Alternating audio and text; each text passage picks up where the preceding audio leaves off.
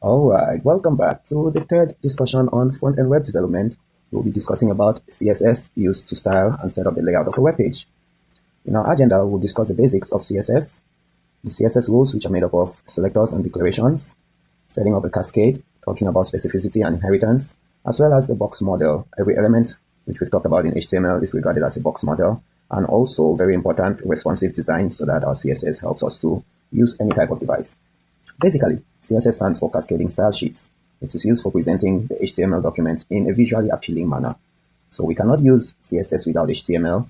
We need the HTML structure to be set up first, and then CSS will focus on the rules that style these elements, either the layout, the colors, the fonts, or the responsiveness. So we get to separate the content from the design. To add CSS to an HTML document, you can easily do that by writing it in the attributes inline, which is used mostly for quick fixes, but it gets tedious if you have many of these in your document. Alternatively, you can go to the head element and add your style in there, or preferred method is to link CSS file to the head section of your document, and then you write the rules in a separate CSS file. That way everything is separated and you can work simply in the CSS file. CSS rules actually include selecting a particular element or set of elements and adding some style to it based on a particular property. You can either select an element or a class which has multiple elements, or an ID to be very particular. The declarations are then put within braces, curly braces, and they include the property and the particular value that you want to give for that property. CSS Cascade actually means we have these rules coming from multiple places. You could have it from the web browser, which has a particular set of rules. You could also have it from an internal or external style sheet that we created, or the person that's using our web page might also have their own separate style sheets that they have set up. But in order for us to get this to work seamlessly, we have some kinds of specificity. That means there's an order in which the rules are put in place. Some have higher orders, while others have less importance. Categorically, these rules are inherited and are passed down from one element to the other, because remember, our elements are nested in the HTML structure.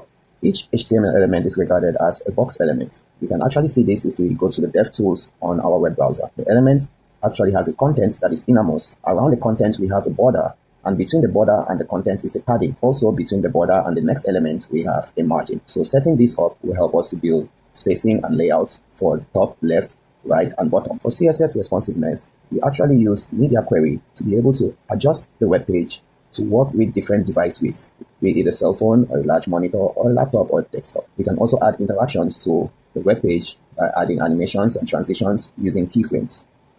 To recap, an HTML document has a content, and CSS can be added inline or externally to make changes to the style. The CSS rules include selectors and properties, and we have a cascade of these rules based on where it's coming from.